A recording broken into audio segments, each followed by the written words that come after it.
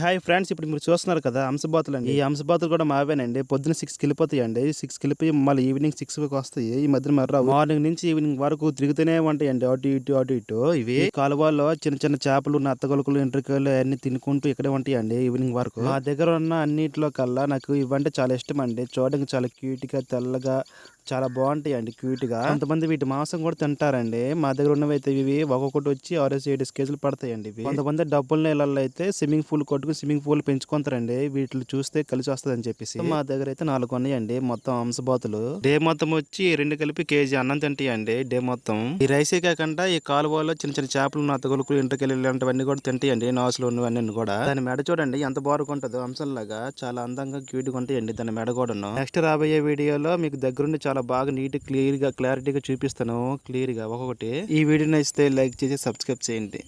Jai Hind.